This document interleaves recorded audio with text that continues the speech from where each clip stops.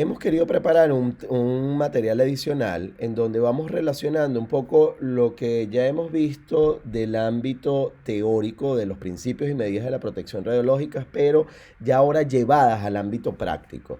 Así que comencemos y para ello lo primero es preguntarnos justamente protección de qué.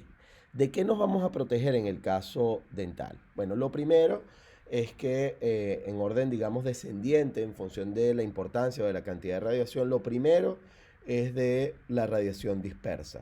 Es decir, comprender que nuestro paciente es el medio dispersor por excelencia. Evidentemente, todo medio o todo cuerpo interpuesto entre el haz emisor de radiación y el detector va a dispersar la radiación, va a desviar parte de la radiación y por ello esta radiación dispersa es sumamente importante a la hora de su valoración. Luego tenemos el caso de la radiación primaria. Sí, el haz de radiación primaria es justamente ese haz que ustedes ven allí en la imagen en color amarillo, por lo general totalmente capturado por el receptor de imagen, es decir, está diseñado para que no trascienda este tamaño, digamos. En el caso de radiografía intraoral, por ejemplo, una ligera discrepancia entre el tamaño del haz y el tamaño del detector. Sí, y por ello es fundamental comprender que tenemos un haz primario de radiación. Si hay algún acompañante de un paciente pediátrico, si hay otra persona allí en la sala y permanece mientras estamos realizando la radiografía intraoral, evidentemente, y puede estar ubicada cerca de la de radiación primaria, tendrá la colaboración o la contribución de la radiación dispersa más este tipo de radiación. Luego tenemos la radiación de fuga del cabezal y esto es muy importante. Todo equipo de rayos X tiene una radiación de fuga. Puede ser muy baja o puede ser muy alta y por eso es que es importante hacer una valoración justamente porque esto es radiación altamente energética que sale justamente del tubo de rayos X. Entendiendo esto, entonces sabemos que existe una serie de límites de dosis para trabajadores y para miembros del público. Uno de los tres principios de la protección radiológica es la limitación de dosis. En las normas básicas internacionales de seguridad, justamente en el requisito número 12, se habla sobre que el gobierno o el organismo regulador establecerán los límites de dosis para la exposición ocupacional y para la exposición pública y los solicitantes de registro y licenciados aplicarán estos límites. Esto es importante porque en nuestra región, en América Latina, normalmente los límites establecidos por el ICRP han sido validados casi a escala global en toda América Latina. Estos límites entonces están establecidos, revisados periódicamente por el ICRP, la Comisión Internacional de Protección Radiológica, y posteriormente son incorporados a las normas básicas de seguridad y por supuesto a la legislación eh, local, ¿no? Que así lo tenga a bien consultar y adaptar. En este sentido, fíjense ustedes los límites de dosis que nos arroja el caso de el ICRP, ¿sí? La GCR Par 3, cuya fecha fue del 2014. Fíjense ustedes la dosis efectiva anual ocupacional es de 20 milisievert, el caso del cristalino 20 milisievert, piel y extremidades 500 milisievert. El caso del público, la dosis efectiva anual es de 1 milisievert y la dosis equivalente anual es de 15 milisievert y 50 milisievert respectivamente, ¿sí? Esto, por favor, mucha importancia y mucho cuidado con el tema de los límites. Recordar que los pacientes no tienen un límite de dosis. Pacientes solamente tienen niveles de referencia. Ahora bien, para poder cumplir con estos límites de dosis para nuestros trabajadores ocupacionalmente expuestos, tiene que existir un monitoreo personal, un monitoreo individual. Por ello, nos tenemos la necesidad de controlar la dosis de los trabajadores que manipulan equipos de rayos X dentales, dependiendo tanto de la legislación local, el tipo y la carga de trabajo del equipo, si hay embarazo, por ejemplo, a nivel de las trabajadoras, comprender que tenemos diferentes tipos de credenciales para monitoreo, es decir, tenemos diferentes tipos de dosimetría, desde aquellos de película, TLD, OSL, MOSFET, es decir, tenemos una gran variedad y obviamente esto dependerá de la disponibilidad que tengamos en cada uno de los países y por supuesto la posibilidad de su compra. Lo que está claro es que el monitoreo debe ser realizado por un laboratorio de dosimetría de personal certificado y se deben realizar acciones correctivas si alguna de las dosis personales se aproxima a los límites de dosis. Esto lo hemos visto como esa brújula que guía el avión, ¿verdad? Hacia puerto seguro. Lo mismo ocurre con los dosímetros. Si bien es cierto, no nos protegen de manera directa, de manera indirecta nos guían para saber si estamos trabajando bien o si podemos mejorar nuestra práctica. Aparte de los límites de dosis, se pueden aplicar restricciones de dosis, se establecen por separado por cada fuente de radiación, se aplica la exposición laboral y pública, ¿sí? Es importante que no los límites de dosis, sino los niveles de investigación tienen un punto, y es que buscamos, en el caso de los niveles de investigación, eh, tratar de no nunca superar los límites de dosis. Puede exceder las restricciones de dosis, sí, pero no representa un incumplimiento de los requisitos reglamentarios, porque bueno, evidentemente en el caso de investigación nos permite adelantar muchísimo del conocimiento en materia de protección y seguridad radiológica. Sin embargo, en el caso dental es muy poco su uso. Lo que más sí tenemos en presente es nuestros límites de dosis como trabajador y las limitaciones para los miembros del público. Ahora bien, en el caso de la dosis por dispersión en radiografía dental, tenemos que una radiografía intraoral, por ejemplo, ha venido representando, en el caso de Nueva Zelanda, que ha sido quien ha venido presentando las últimas datas, digamos a nivel global del país, justamente entre 0.08 y 0.5 microgray a un metro del paciente, ¿sí? Obviamente, y como vamos a ver a continuación, veremos que la ubicación va a ser, o la cantidad de dosis va a ser muy dependiente de la ubicación en donde realicemos este tipo de mediciones.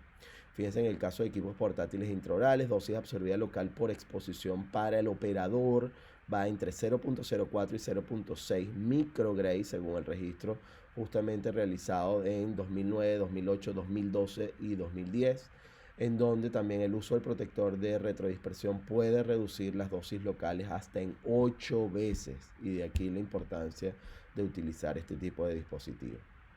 Fíjense en el caso de radiografía panorámica, estamos entre 0.04 y 0.53 microgray a un metro, pero fíjense ustedes en el caso de Convincity estamos sí entre 2 y 8.1 microgray a un metro, ¿sí? Le he querido traer esto, digamos, desde el punto de vista bibliográfico internacional, de manera tal de que entendamos que para poder estar completamente seguros en nuestros servicios tenemos que realizar las medidas. Siempre me dicen, Omar, pero dime a qué distancia exactamente tenemos que medir. Sí, cualquier otra respuesta va a ser una irresponsabilidad del parte de quien le diga, no, ponte a 1 metro, a 2 metros, a 5 metros. Mira, aquí lo importante es realizar las mediciones, evaluar cómo está el equipo, cuánto es la radiación de fuga. Evidentemente esto nos va a dar un gran indicador. Sabemos, sí, por supuesto, que conforme aumento la distancia disminuye la intensidad de la radiación, y esto evidentemente lo comprobamos en la práctica. En el caso de los principios básicos de seguridad, como les había comentado, bueno, obviamente tenemos documentos importantes, entendiéndose, digamos, estos estándares internacionales, tanto de los valores o de la documentación proveniente de la UNSCER, ¿sí? El órgano adscrito a Naciones Unidas, el ICRP en función de las recomendaciones para la protección, y por supuesto la IAEA o OIEA en español, hablándonos sobre requerimientos esenciales o la obligación legal del punto de vista de cumplimiento de normas o de estándares internacionales básicos sobre seguridad. De esta manera, las últimas actualizaciones corresponden al año 2014, la GCR, en este caso la GCR Par 3, en donde nos habla justamente de los requisitos esenciales que deben cumplirse para garantizar la seguridad de las fuentes de radiación y la protección de personas, basado en los principios establecidos por el ICRP y utilizado como modelo para las normas nacionales. De esta manera, el ICRP define entonces 3 principios fundamentales: la justificación de la práctica, la optimización de la protección y de los parámetros técnicos, así como la aplicación de límites. Ya conversamos bastante sobre el tema de límites, pero fíjense que si vinculamos estos principios con cómo la ICRP define las 3 categorías de exposición, entiéndase la exposición médica, es decir, la exposición de nuestros pacientes, la exposición ocupacional, la de los trabajadores ocupacionalmente expuestos, y la del público, ¿sí? Aquellos que, digamos, no tienen ningún tipo de beneficio ante la exposición a la radiación y no conocen, digamos, qué es lo que está pasando. Cuando nosotros vinculamos estos principios con estas formas en cómo nos podemos exponer, Fíjense ustedes cómo aplica el tema de la exposición ocupacional en cualquiera de estos tres principios, de igual forma en el caso del público. En el caso de exposición médica, fíjense que no aplica el tema del límite de dosis, pero ha sido una de las cosas que ya hemos conversado a lo largo de todo el curso. Fíjense entonces, en cuanto al principio de justificación, cualquier decisión que motive o que modifique la situación de exposición a la radiación debe hacerse tener un mayor beneficio que el daño que vamos a provocar. En este caso tenemos tres niveles de justificación de la exposición médica. El primer nivel tiene que ver con el uso de radiación en medicina, ¿sí? Tomando por hecho aceptado como que hace más bien que daño, evidentemente. Luego tenemos un segundo nivel y es lo que nosotros denominamos una justificación genérica, en donde se evalúa, digamos, que determinados procedimientos radiológicos sean los adecuados. Aquí la autoridad de salud, en conjunto con profesionales apropiados, establecen una hoja de ruta y nosotros podemos, evidentemente, dentro de nuestro servicio establecer o ponernos de acuerdo o en desacuerdo con una determinada ruta diagnóstica de uso de radiación. Y luego tenemos la justificación individual, es decir, la exposición del paciente de manera individual, esa consulta al médico radiólogo, o si como odontólogo tengo todo el conocimiento en materia de radiografía y de cantidad de dosis de radiación en función a este tipo de justificación. Lo mismo aplica obviamente si yo estoy en la radiología convencional y voy a hacer interconsulta, por ejemplo, con el médico de referencia a ver qué es lo que está buscando. Lo mismo puede pasar justamente con odontólogos de otras especialidades. Para ello, entonces, en el caso de la justificación, debemos pasar por una serie de preguntas y tiene que ver primero con qué debe ser considerado, es decir, la solicitud es adecuada, qué tan urgente es el procedimiento, cuáles van a ser las características de la exposición, cuáles son las características del paciente de manera individual, esas consideraciones especiales si son niños, embarazadas, lactantes, pacientes adultos, ancianos, ¿sí? De igual forma, la información relevante de procedimientos radiológicos previos que se haya realizado, así como ir de la mano de directrices de referencia nacionales o internacionales relevantes que deberíamos tener en cuenta. Por otro lado, tenemos el caso del principio de optimización de la protección radiológica. Y en este sentido, fíjense ustedes cómo tenemos que la probabilidad de incurrir en exposiciones, el número de personas expuestas, la magnitud de las dosis debe mantenerse tan baja como razonablemente sea posible. Fíjense ustedes en esta imagen. Vamos a ver acá en pantalla, permítanme aquí para que la podamos ver con el apuntador y así la veamos de muchísima mejor calidad. Permítanme aquí un segundito y así ya comparto directamente con ustedes. ¿Qué ocurre cuando nosotros vemos en la práctica, ¿sí? Justamente este tipo de puntos? Muy bien, ¿qué pasa acá? Fíjense ustedes la imagen ubicada a su mano izquierda, esta que está acá.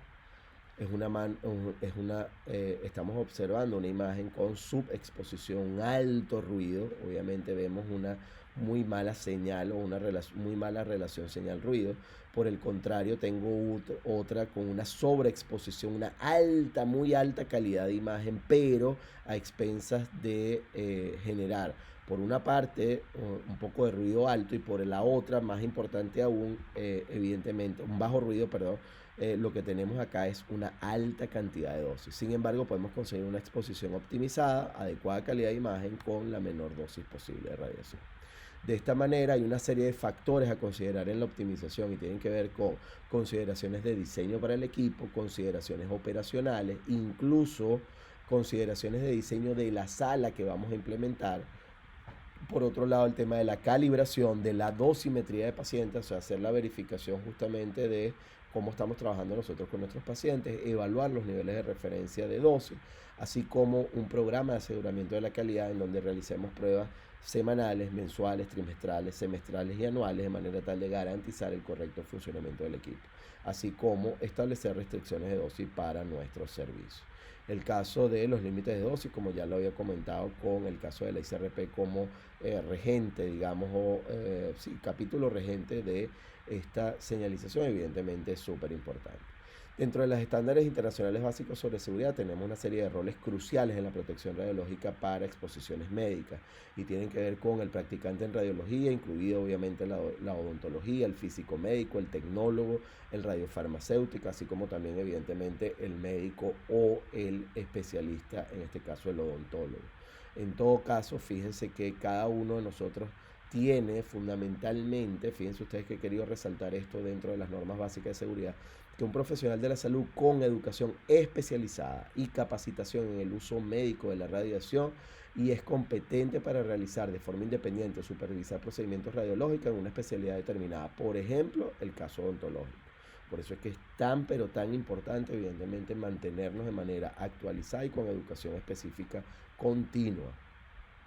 Por otro lado, fíjense ustedes que establece que la competencia de las personas normalmente es evaluada por el Estado al tener el mismo mecanismo formal para el registro, acreditación o certificación de los profesionales radiólogos en una dada especialidad. Esto obviamente dependerá de país a país, pero lo importante sobre todas las cosas es mantenernos de manera muy actualizada y más con los cambios que tenemos de manera continua con el tema de equipamiento. Por otro lado, tenemos las medidas básicas de protección radiológica, distancia, tiempo y blindaje. Al aumentar la distancia de la fuente de radiación, disminuyó la dosis. Al aplicar mayor cantidad de blindaje, evidentemente disminuyó la dosis. Y establecer un límite de tiempo o disminuir el tiempo mientras estoy más cerca de la fuente de radiación implica también menor cantidad de dosis. Sabemos entonces en términos de la distancia que mientras mayor sea la distancia, menor será la intensidad de la radiación, ya que esto decrece conforme al inverso del cuadrado de la distancia. Tenemos una curva como la que ustedes ven allí. Así que en el caso de, por ejemplo, la radiografía intraoral, panorámica, cefalométrica, la distancia definitivamente es importante. Fíjense que distancias mayores a 1,5 metros representan una dosis anual del trabajador menor a 1 milisievert. ¿Sí? Y mayor a 2 metros de distancia del paciente a menudo es lo recomendado, ya que establece en función de la dinámica del servicio, pudiera establecer ya casi niveles de dosis normales o de exposición a radiación natural de fondo. Sin embargo, lo importante es hacer las mediciones o los levantamientos radiométricos. Si se usa blindaje, obviamente la distancia puede ser más corta.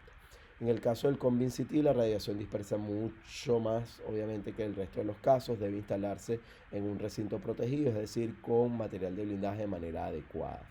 Aparte de la distancia, la ubicación también importa, es decir, la dispersión no es distribuida de manera homogénea, y aquí que la energía de rayos X de diagnóstico tenga la tendencia de dispersión hacia la dirección, digamos, enfocada en el haz de radiación primario, es decir, hacia el receptor de la imagen, pero la dispersión es absorbida también por el paciente.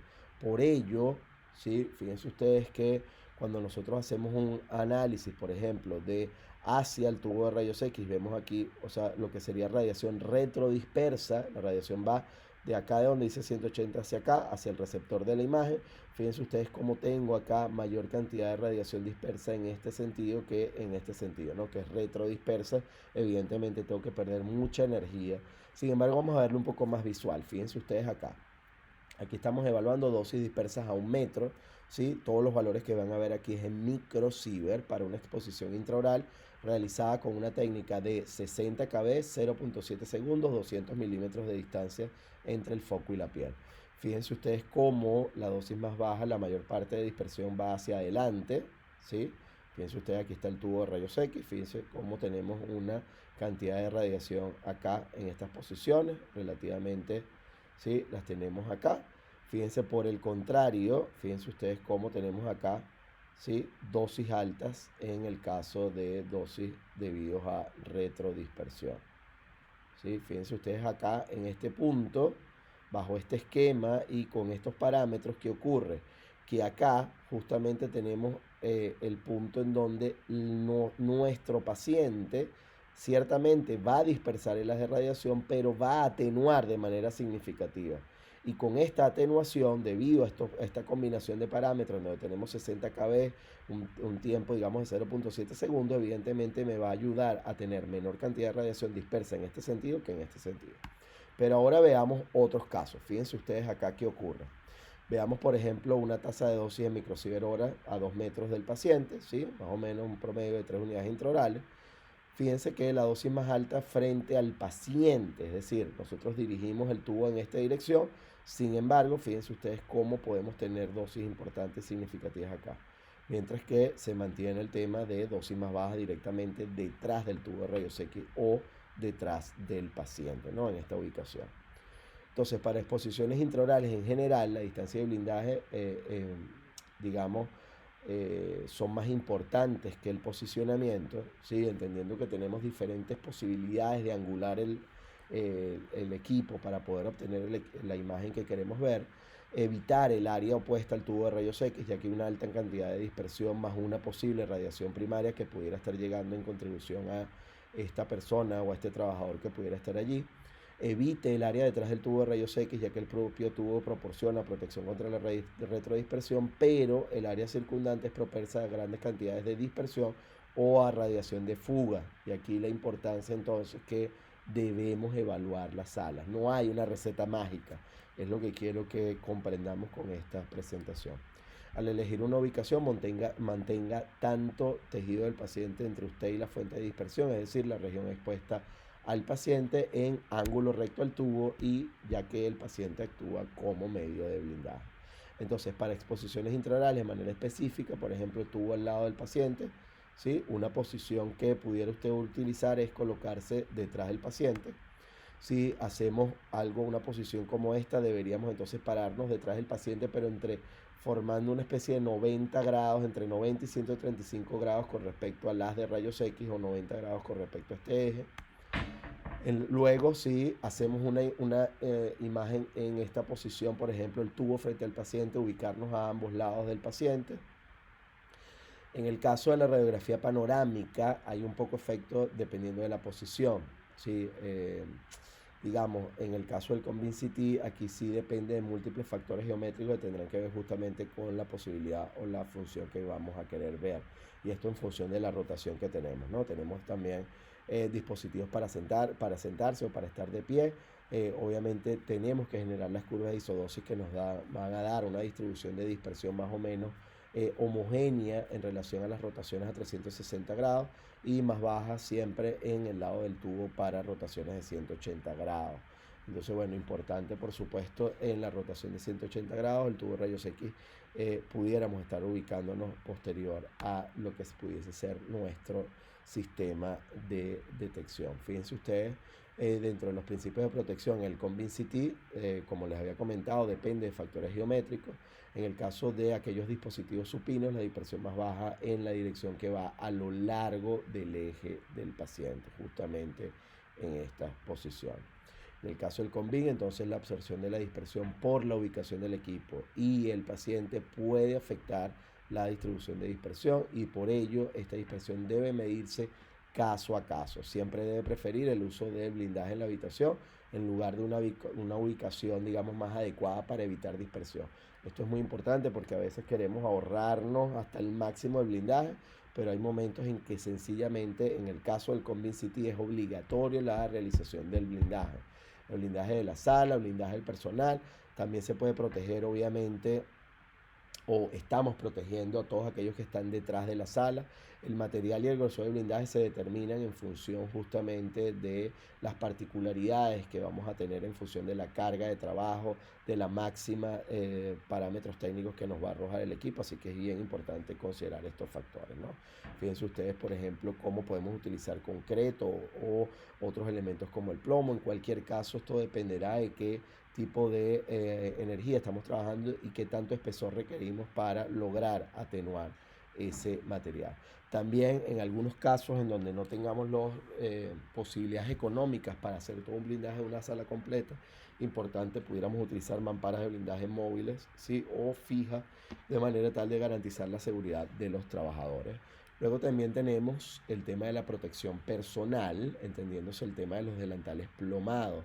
Esto es muy importante, obviamente, la utilización de ellos, ¿sí? Fíjense el caso del protector tiroideo, los delantales plomados, a fin de disminuir radiación dispersa que pudiera llegar allí. Sin embargo, no utilizado en la práctica dental los lentes plomados, guantes o gorras, ¿sí? El receptor de la imagen no debe ser sostenido por el trabajador. Esto es importantísimo porque usted está recibiendo pequeñas cantidades de dosis de radiación, pero a lo largo del tiempo muy largo, a lo largo de su vida profesional. Y justamente eso es lo que pudiera llegar a desencadenar en efecto, lo que ya denominamos efectos estocásticos o probabilísticos. Así que por favor, sin tomarlo directamente de la mano. De esta manera, bueno, en el caso del tiempo, lo importante es que tenemos una relación directa y directamente proporcional entre la dosis y el tiempo de exposición. Mayor tiempo de exposición, mayor cantidad de dosis. Así que el tiempo de exposición debe adaptarse al paciente según el principio ALARA, es decir, que sea tan baja como la dosis sea tan baja como razonablemente sea posible, ¿sí? Por ello, el tiempo de exposición nos lo adaptamos al paciente, no así al trabajador, ¿sí? Entonces, muy, pero muy importante este factor. Como les comentaba, el diseño de la sala también es fundamental e importante y quiero que comprendamos que dependiendo del tipo de sala que pudiera estar alrededor o si hay, qué sé yo, una cabina de ascensor o si hay un corredor, bueno, cuánto es el tiempo de allí. Evidentemente no hay tampoco una, digamos, una receta fija para todos los servicios, más bien por eso es importante realizar los cálculos de blindaje adaptados a la realidad de cada uno de nuestros servicios. Así que a partir de allí podemos establecer los criterios en función de, bueno, cuántos pacientes por semana veo, cuánto es la cantidad de microciber que pudiéramos estar recibiendo a tantos metros y a partir de allí efectivamente garantizar la seguridad de nuestro servicio. Así que bueno, espero que les haya gustado y de verdad, bueno, como siempre, invitarlos a que sigan aquí a través de nuestras redes sociales.